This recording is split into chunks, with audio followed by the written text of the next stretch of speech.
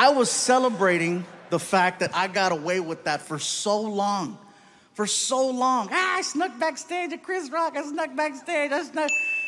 Until karma showed up one day in the form of the most extreme fan I have ever had in 20 years of me being a comedian. I had someone who not only made it backstage, this person paid to get into my dressing room. Okay? Yeah, he didn't pay me, by the way. He didn't pay me. I'm an honest hoe. Okay?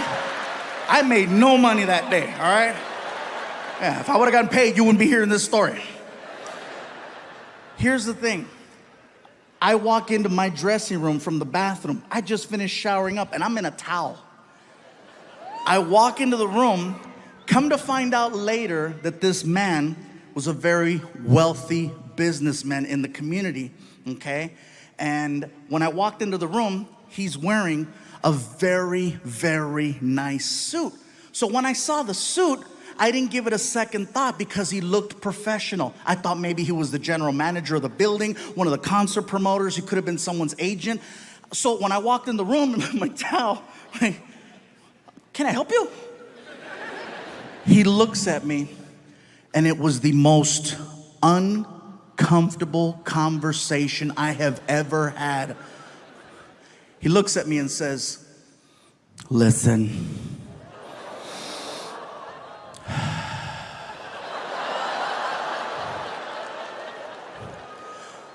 I am not here to waste any of your time. Fluffy, I am prepared to take care of you. I will give you a new Lexus and an allowance that's more than what you make as a comedian. Leave with me.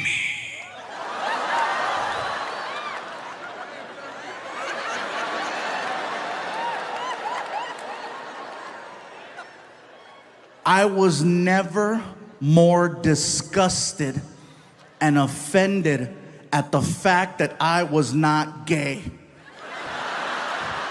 Because finally, somebody wants to take care of me. Do you know how many people I take care of? No one's ever offered me a Lexus, and they should. I felt horrible saying no to this guy. I still think about it. I still have the number. Houston, I'm gonna tell you something, and I don't know how this is gonna go over, but I'm gonna say it. I would be an amazing gay partner. I would, all the way up until that one part, but even then. Have you ever driven a Lexus? Those are nice. Sometimes you gotta take one for your own team. I'm just saying.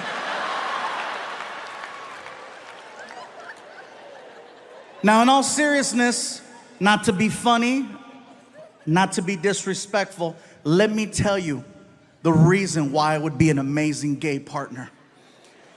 The level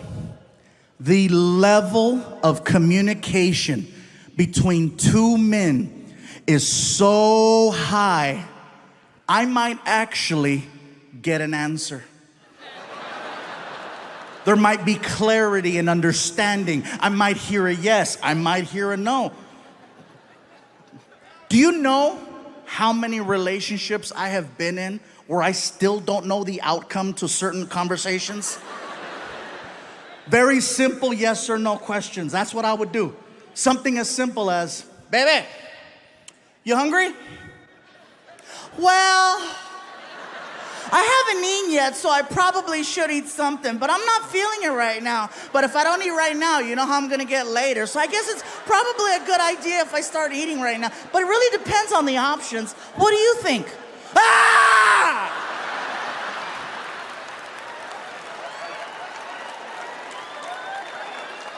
What about this one? Baby, where would you like to eat? You hear all the guys? Yeah. Finally! I'm not alone! Everybody's pointing at somebody right now. Guys, am I right? This has to be, you would think that this is the safest question in the world to ask, but it's not. Well, just pick something. You know me, I'm go with the flow. Whatever you decide is okay with me. You know me already, just pick something. All right, we're going to Burger King. I don't like Burger King. Why do we gotta go to Burger King? Burger King gives me chorro. Chorro is Mexican diarrhea. How about this one? How do you feel? Really? Really? You want to know how I feel?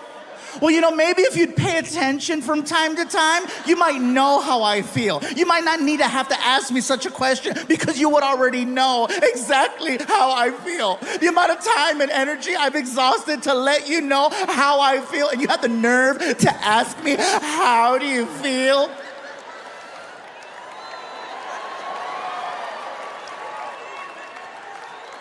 Now imagine the exact same conversation between me and Mr. Lexus.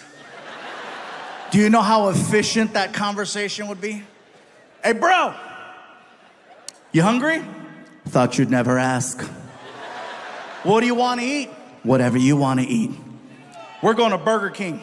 I love Whoppers. Me too. We go to Burger King and we tear it up.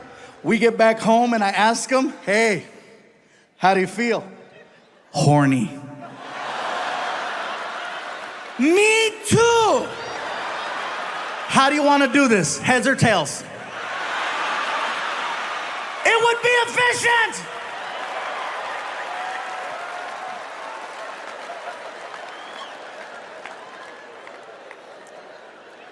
It's hypothetical. But believe me, I still think about it, you know? Especially whenever I get into fights with my girl and she says something like, oh, you think you can do better? Oh, I know I could have a Lexus.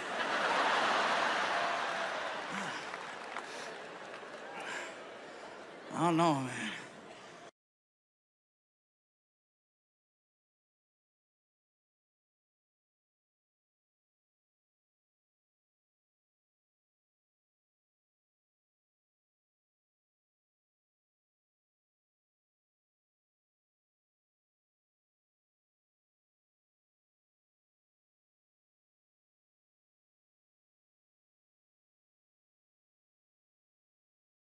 So I get a letter in the mail from my old high school, and it's like, you know, time for the reunion.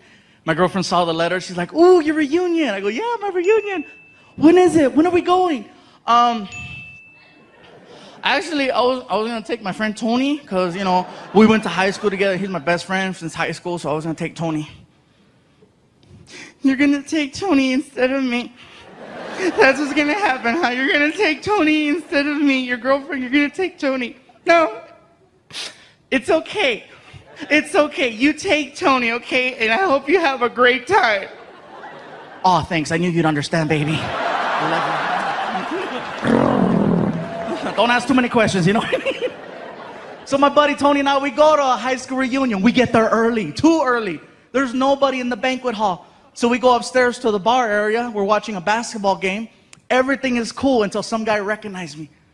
Hey, you're the comedian. What's up, dude?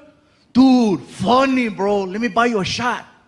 Actually, man, I have my reunion right now, and I don't want to show up drunk. Oh, I see how it is, bro. You're too good, huh? That's what it is, huh? Excuse me, George Lopez.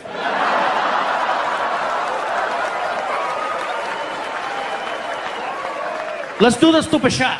All right, bartender shot. So he freaking makes a double. And we freaking cling, cling, and slammed it. I'm like, oh, thank you, man, thank you. Let's do another one.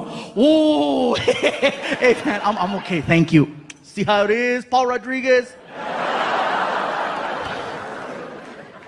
Let's do another shot. And he kept this pattern going. He must have had like 7 comedians behind his freaking wallet, you know? One after another. I got so drunk. I was that level of drunk where you can't even walk straight. You got to look at the ground to navigate, you know? You're just kind of... I get to the reunion. There's a lady at a table, and she's got stickers on the table that say, "Hello, my name is." And then with a Sharpie, you write your name. I was so drunk, I couldn't even write Gabriel. I wrote Flaco, which is Spanish for skinny. So, you know, I freaking write that, stick it on, and we walk in. The party's going on, you know. I'm trying to find a table. My buddy Tony took off. I couldn't find him. I'm sitting there. I'm like, oh my God. Oh my God. All of a sudden, the lights come up and the class president is holding the microphone. Hello, everyone. Welcome to the Wilson High School class reunion. Let's just cut to the chase, find out what everyone's been up to, and keep the party rocking. So she pulls out a list. Who's done this? Who's done that? Who has the most children? Some girl in the back. 7. Everybody's like, puta. Now you remember. Okay. All right? She keeps going down the list. Who's done this? Who's done that? Who's been on television? Everybody at my table who wasn't talking to me before, you know, they weren't talking to me before. Now they're like, right here, right here, right here. I'm like, no, shh. Sure enough, here comes the girl. Oh, we have a celebrity over here. Come on, say something. Get up here, Flaco. Come on, Flaco, get up here. No, I'm okay. Oh, come on, get up here. Are you too good or what? So I got mad and I jumped up. I'm not too good.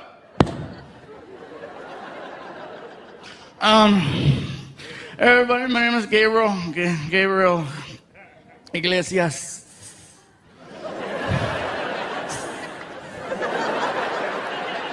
I don't want to say a whole lot right now because I've been drinking and I don't want to say nothing stupid. It's really nice to be here with everybody.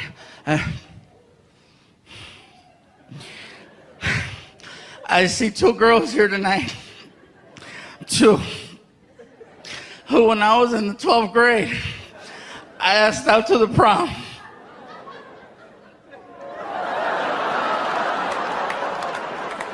And they said no. But you know what? It's okay. Let me go. It's okay. You know what? It's okay because like she said, I've been on TV. And you 2 girls who said no, you got fat. One of them yells out, You're fat too. I know I'm fat, but I was fat in high school. I kept my figure, why couldn't you?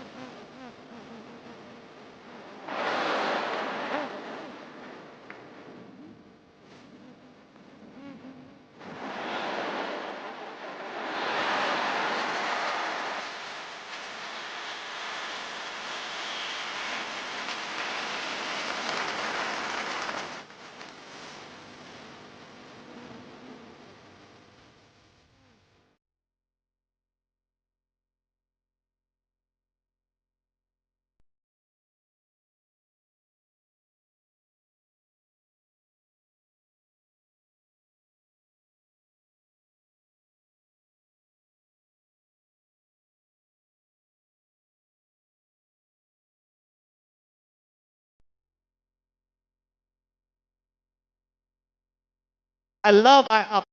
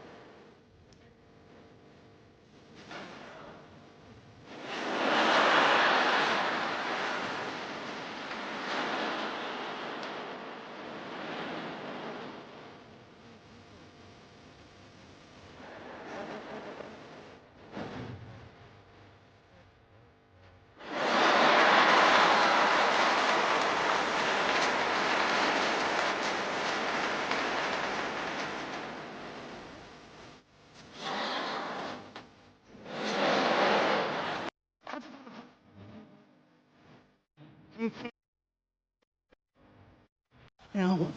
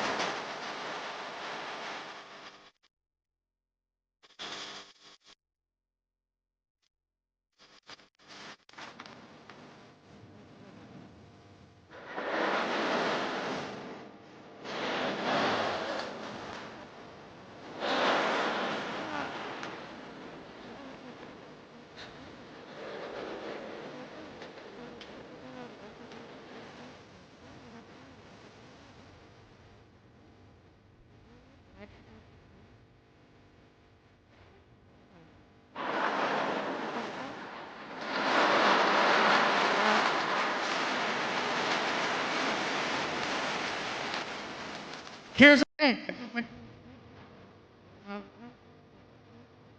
One.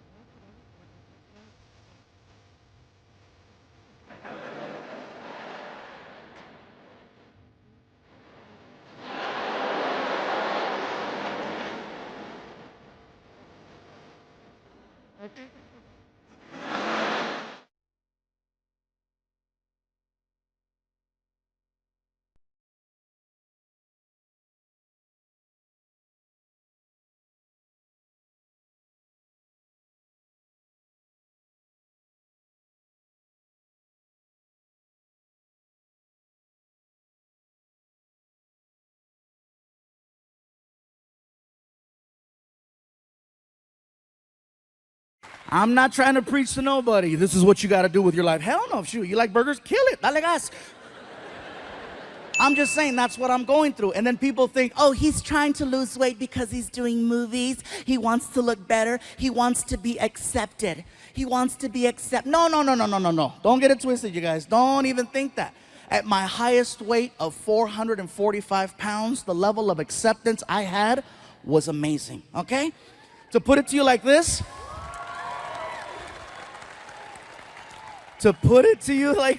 at 445 pounds, there was women throwing themselves at me.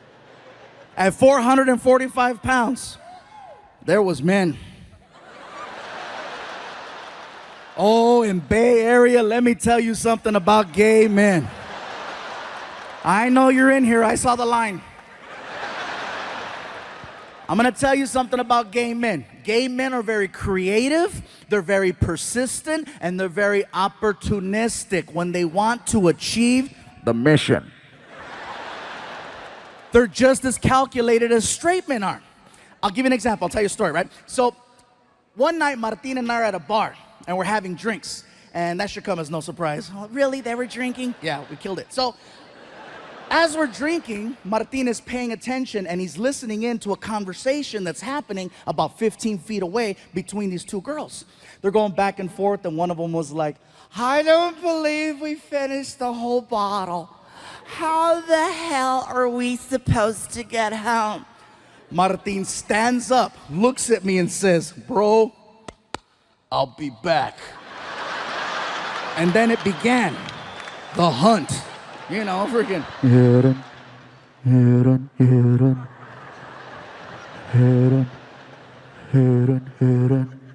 Gay men are the exact same way. They listen, they focus, they pay attention. They wait for one of the cows to get away from the rest of the herd so they can corner it and strike. 4 hours later, Martin and I are at the bar, and I'm 16 shots of tequila in. Oh yeah, and I feel fantastic. And I tell Martin, bro, I don't remember the last time I had this many shots of tequila. And Martin goes, bro, you're crazy, Fluffy. You're crazy. Wait right here. I gotta pee. And so he leaves to the restroom, and I'm leaning against the bar. The bar is the only thing keeping me standing. And from across the room, this guy stands up, looks at his friends, and says, I'll be back.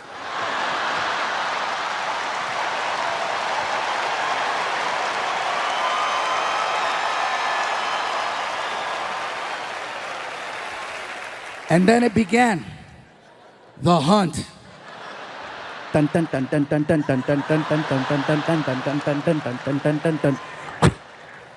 And he gets in my face and he tells me, I just have to say, I am such a huge fan of yours. Oh my God! Anytime someone says they're a huge fan of mine, it automatically makes me smile. Even more so if I've been drinking. Oh yeah, if I'm drinking, I'm like, thank you. Thank you. Bro, I was so loaded, I bowed. Thank you.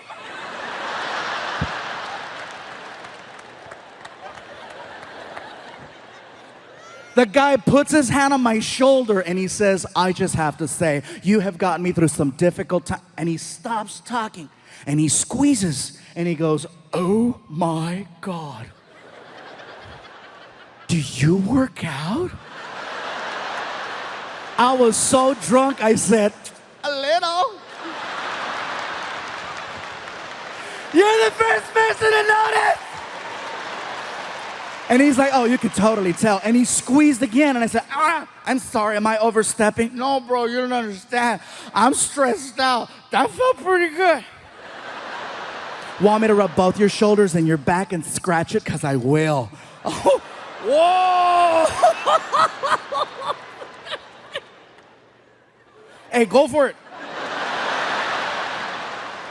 He grabs me by the shoulders, you guys. He grabs me by the shoulders and he turns me around. Now I'm facing the bartender, and the bartender is trying to warn me. The bartender's like, hello, hello, hello, hello.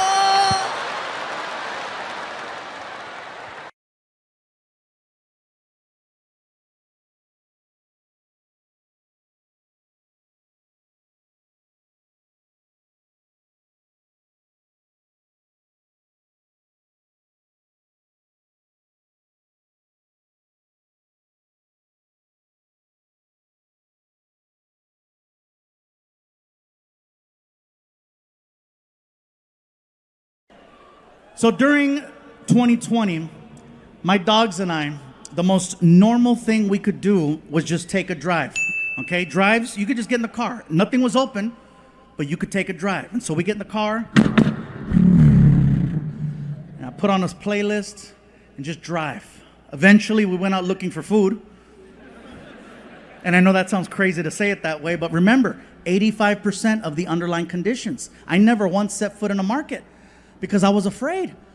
All of my food came from friends and street vendors. Yeah. Yes, I support street vendors in case anyone's wondering.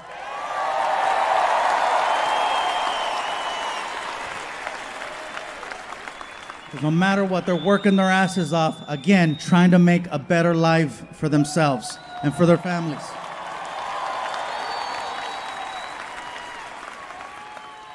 After leaving a taco stand one night, I realized that a lot of people needed to step out of their comfort zones in order to find alternative ways of making ends meet. I made the mistake one night of assuming the guy working the stand was Mexican. He wasn't. I even spoke Spanish to him, which is a no-no. The rule is, when engaging a brown person, you must speak English to them first, and then if there's a language barrier, then you go to Plan B high school Spanish. You start off in English. Hello, sir, may I? ¿Qué? No entiendo. ¿Qué pasó? Oh, hold on, I got this. Hola. Yummy. So I walked up to this guy at the stand and I was like, he reminded me of a tío, so I was like, hey, ¿qué onda, compa? ¿Cómo estás? And which is like, hello, friend, how are you? And he responded, what are you saying to me? I'm sorry, sir, I thought you were Mexican. No, I am not a Mexican. I am not a Mexican. I am Greek. Greek? Shit, I was way off. I'm sorry, bro. It's late. I'm tired. Can I have 2 tacos? What do you mean, can I have 2 tacos? I just finished telling you I am not a Mexican. I am Greek. I do not sell taco. I sell gyro. Gyro? And then I remember seeing writing on the front of the cart, and I just thought it was like the guy's name or something, right? I was like, it spells it out. Gyro. Gyro. He got all pissy. It is not a gyro, it is gyro. That shit says gyro. It is gyro. Bro, I'm tired, it's late. What is a gyro?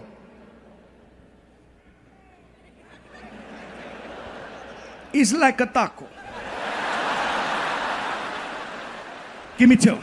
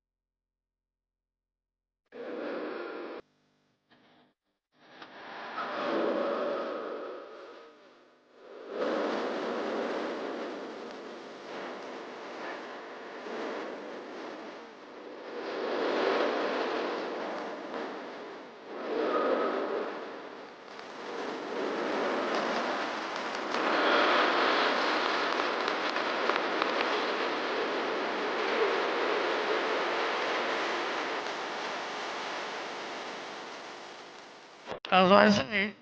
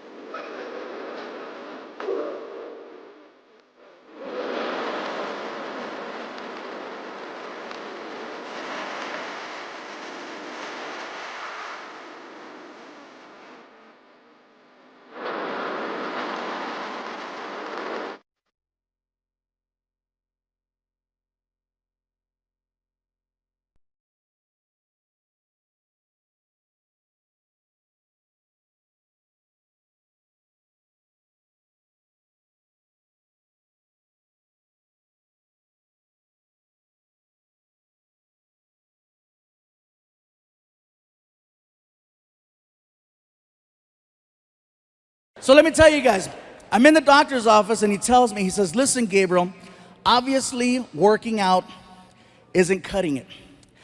I have a friend who specializes in gastric bypass, and I think it would benefit you greatly to at least listen to what the guy has to say. It couldn't hurt. So he hands me a card. The card says BH Surgical Center. I make an appointment. I show up to this place. I get to the door. The door doesn't say BH Surgical Center. It actually says Center for the Morbidly Obese. Yeah, that shit's not cute. So I figure I'm there, I might as well check it out. So I walk in, I go over to the receptionist, and I ask, right spot? And she was cool. She was like, yes, sir, you're in the right location. Can I ask you something? Absolutely. Why does it say Center for the Morbidly Obese on the door? The doctors prefer it that way. Why don't you have that on the card? Because then you won't come in. First time? Yeah, first time. So she hands me a clipboard and she goes, please take this clipboard and have a seat. They'll call you in a few minutes. So I turn around and I sit down on this couch and I start filling out the paperwork. And it wasn't like insurance forms and stuff like that. It was actually more of like a questionnaire. They ask you a bunch of questions and you have to answer from 1 to 10 how unhealthy you think you are. And it's not going good. It's not. I'm like, oh, freaking 8, 8, 9, 9, 9, 9, 10, 9, 9, 10, 9, 10, 10, 10, 10, 10, 10, 10. And as I'm filling out the paperwork outside the door, I hear.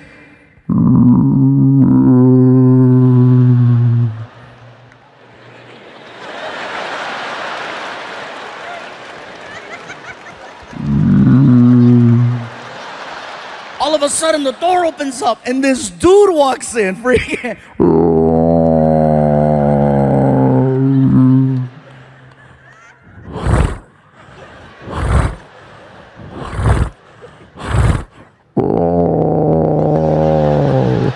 I was like, oh my God, you're morbid. Immediately, my score got better. I'm like, shoot, I'm a 4, 4, 3, 3, 3, 2, 2, 2, 1, 1, 1, 1, 1, 1, 1, 1, 1. I'm healthy by default. He makes his way over to the receptionist and she's like, are you here for the 8:30? Is this your first time here?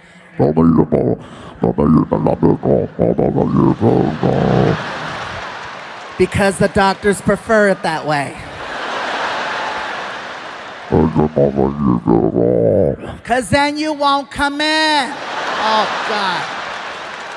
Take this clipboard and have a seat. They'll call you in a few minutes. So he turns around and he looks at me and my sofa. And he's like, I swear it was like the opening scene to the movie Pacific Rim. He's like, I was like, ah! No one's sitting here.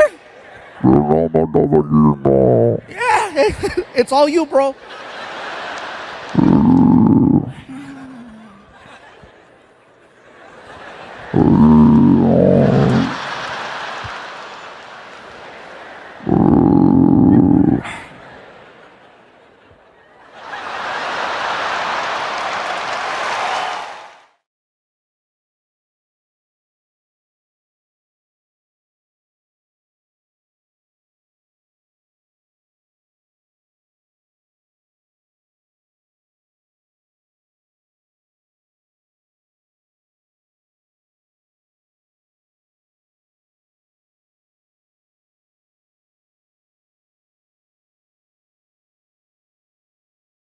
The problem is that my son is very spoiled, and I realize that it's my fault.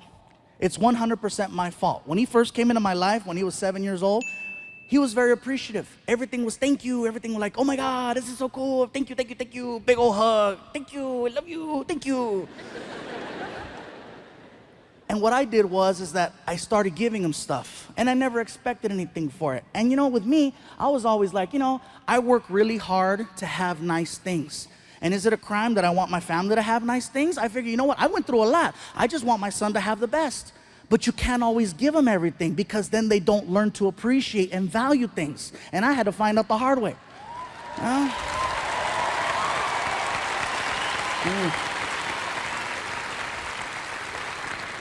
It takes a lot for me to tell you guys that, by the way. This is freaking messed up. My girl pointed it out. She goes, "You're messing up." I go, "What am I doing wrong?" She goes, "You don't let them earn anything. You don't let them try. You don't let them make an attempt to try to work towards something." So of course he doesn't appreciate things. And it was very evident last month. You know, birthday time. I bought him a pair of Jordans. Not just a regular pair of Jordans, they were a special collector's edition pair of Jordans. You know the kind of Jordans where people wait in line the night before just so they can buy these shoes, except I didn't because I got the hookup. Yeah. They were really nice shoes, $180 pair of shoes. And yeah, hey, a lot of jokes. So I didn't even wrap them, okay? I put them on the box and I waited for him to walk in the room. And I'm standing there, and he walks in, I go, "Happy birthday!" And he sees the shoes. He looks at the shoes, and all he says is, "Cool." That's it, cool. Sometimes I'll get lucky, he'll say it twice. Cuckoo. And then he walks around to see what other presents there are. And I told his mom, "Did you see that? Did you see?" "Don't get mad. I told you, you don't let him earn anything." Now that's why he acts that way. He expects things.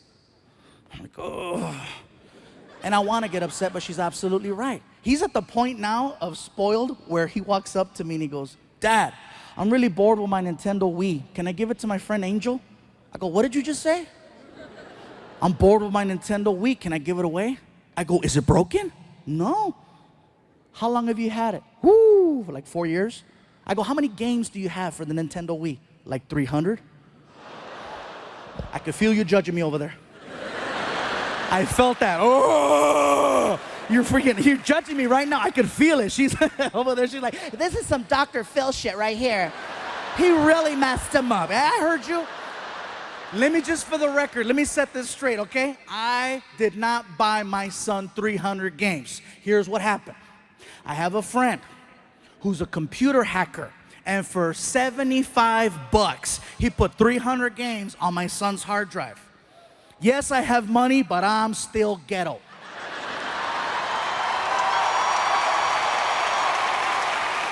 Oh, yeah. So I tell Frankie, "Do you realize how lucky you are?" And then he rolls his eyes. "Oh, lucky." I go, "Yeah, dude, you are." I says, "You got a Nintendo Wii that works. You've had it for 4 years, and it still works. If something happens to it, I can take it back to the store, get you a new one, because I got a warranty that'll last you another 4 years." "Why is that a big deal?" "Because when I was your age, I had a Nintendo." "Wii?" "No." Frankie, in 1987, I had a thing called a Nintendo Entertainment System, okay? Nintendo Entertainment System.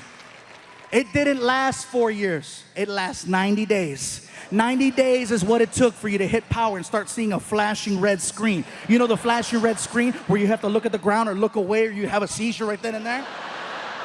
Oh, yeah. And then what you had to do is you had to flip the Nintendo over, and there was a silver sticker with an 800 number on it. And you call the 800 number, and they put you in contact with someone in Japan who made you feel like a pendejo. Oh, yeah, he made you feel stupid. You call him up, and he's like, "It costs $250 to repair Nintendo. $250 to fix it, but it's $150 for a brand new one." And if you couldn't afford $150 for a brand new one, like we couldn't afford $150 for a brand new one, you had to become a technician at the age of 7, 8, 9, 10, 11. You had to go in the kitchen and find the most messed up butter knife you could, right? The one that had bent marks and rust stains, and take that sucker back in the living room because you were gonna perform an operation. You were gonna perform an operation and bring that Nintendo back to life. Yeah. You had to work to play. You had to unplug it, plug it back in, power reset, power reset, power reset. It was like performing CPR. You'd hold a cartridge, and then it was like, you push it down, you push it up, you push it down, you push it up, push it down, you push it up, push it down, you push it up. Give it oxygen.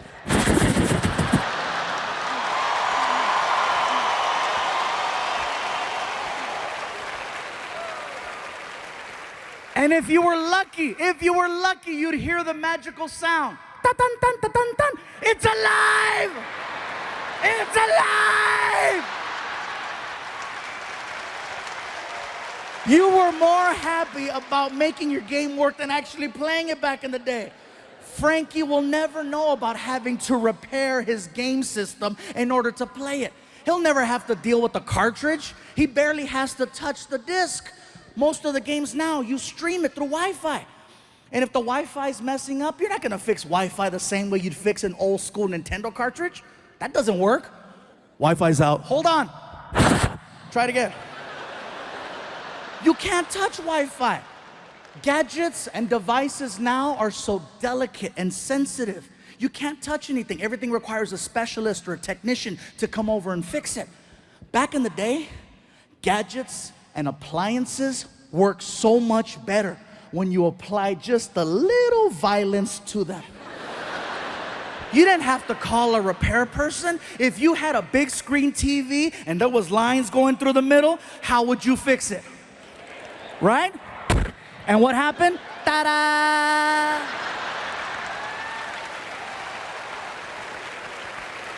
Let you try that method tonight on a flat screen and see what happens. Stupid flat screen. Broke it! Pick it up right there. I got a warranty. Come on, let's go. I told a story that went viral called the racist gift basket story. The story itself is about 15 minutes long, okay? I'm gonna give you the 3-minute version of that story so you understand what's going on. Basically, Martin and I are doing a show in Sacramento, California. We're driving from LA to Sacramento. We're passing through a small town called Fresno. As we're passing through Fresno, we reach out to the local promoter who does the shows there. We're good friends with him.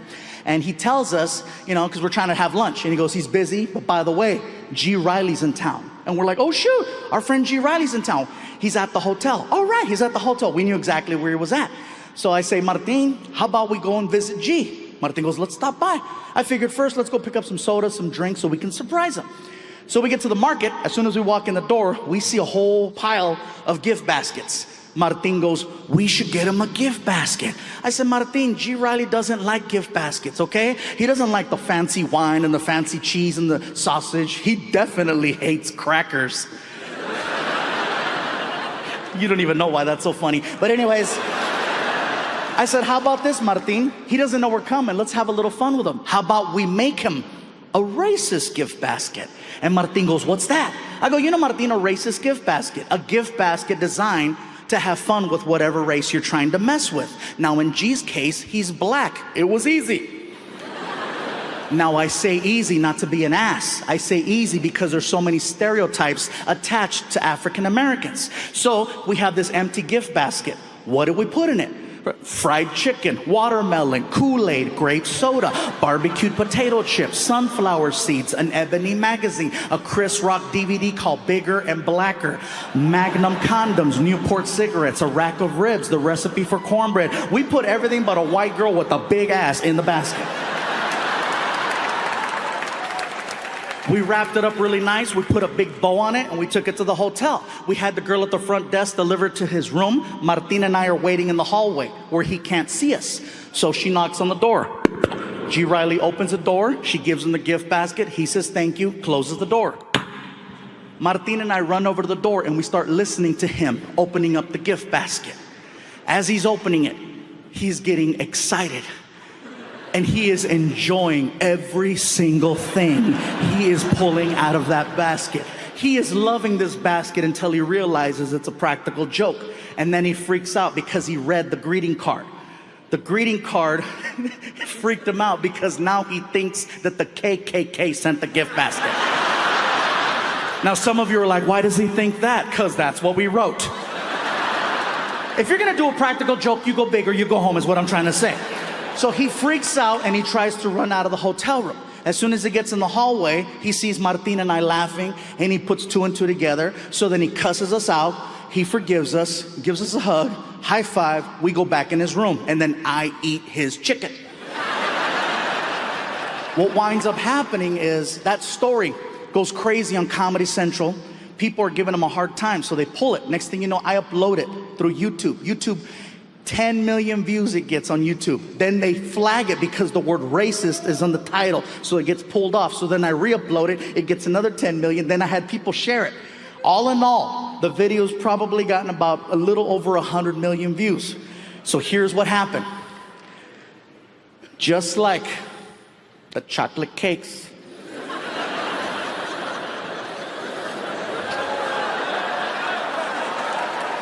the diet soda, and the deodorant. Before you know it, people started bringing me Mexican racist gift baskets.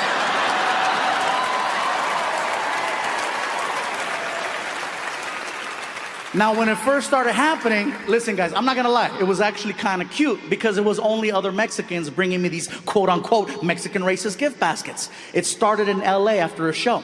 This one guy walks up to me with a basket and he's like, "Hey, what's up, homie? Got you a racist gift basket." I said, "We're the same race." "Hey, whatever." "All right, whatever." I take it backstage and all the items in the basket made it to my house. There was a Mexican blanket with a tiger on it, a bunch of bottles of Fanta, bottles of sangria, Vicente Fernandez CDs, Mexican candy, pan dulces, sweetbread, mazapanes. Everything made it to my house. Now, the more East Coast we started traveling and the more down south we started performing, the more creative the gift baskets started getting. Fast forward to Mobile, Alabama. Oh, it gets good.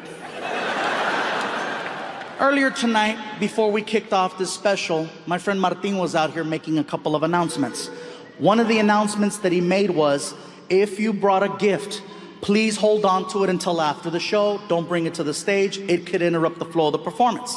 The only reason why he makes this announcement every single night is because of one show in Mobile. So here's what happens. I tell the entire racist gift basket story, the full 16 minutes, right? As soon as I finish, a guy from the back of the theater rushes the front of the stage. Now keep in mind, this area is full. In Mobile, the aisle was right up the middle. So the guy had a clean shot to me. He hauled ass like it was The Price is Right, all the way down. Much like tonight, there was security there that night. Security sees the guy with the basket, but no one thought to stop him. All they did was, "That's pretty." "Oh, that's nice, that's pretty, yeah." So the guy makes it all the way to the front. He takes the gift basket and he puts it on the stage. Now he's heckling me from where you're sitting. I'm standing here and he's like, "Fluffy!" "What's up, dude?" "I got this for you." "Thank you." "Open it." I go, "Sir, we're kind of in the middle of a show right now." I says, "I appreciate the gift. That's very nice of you." I says, "But how about this? I'll open it after the show." "Oh, come on, Fluffy. I want to see your face." "Sir, how about this? How about you take the gift basket and you bring it over here to the side of the stage where security's at, and I'll have security escort you behind the curtain, and then I'll open it up backstage with you in front of me. How's that?" And he's not taking no for an answer. Now, the problem is the crowd just saw me tell the racist gift basket story, and all of a sudden there's a guy with a gift basket. They have no idea I'm not affiliated with freaking Duck Dynasty in the front row.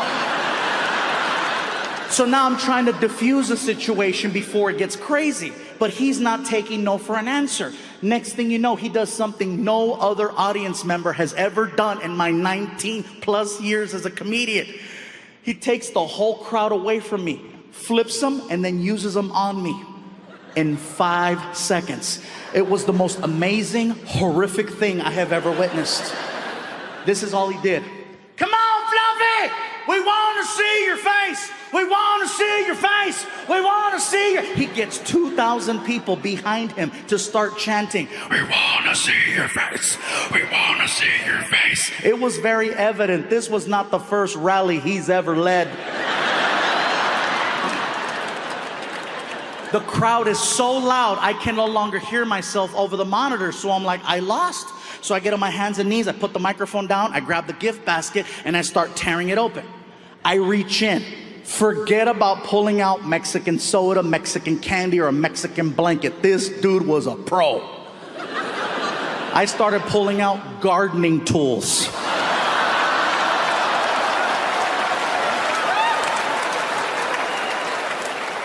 I'm pulling out a rake, a toy shovel, a toy leaf blower. Dig deeper, Fluffy, dig deeper. I pull out a soccer ball. I go, dude, it says Puerto Rico. They ran out of Mexico. I pull out a brick. I go, what's the brick for? The wall. I pull out an actual application for U.S. citizenship. I said, there's no way this can get any worse. Dig deeper. I was wrong. I pull out an old school box of Crayola crayons. You know the 64 pack that has a sharpener in the back? Okay. There's a window on the front of the crayons so you can see all of the colors that are in the box. All of the crayons in the box are brown except for one white crayon right in the middle.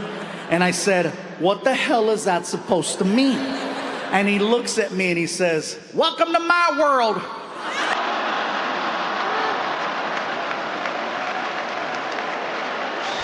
In front of?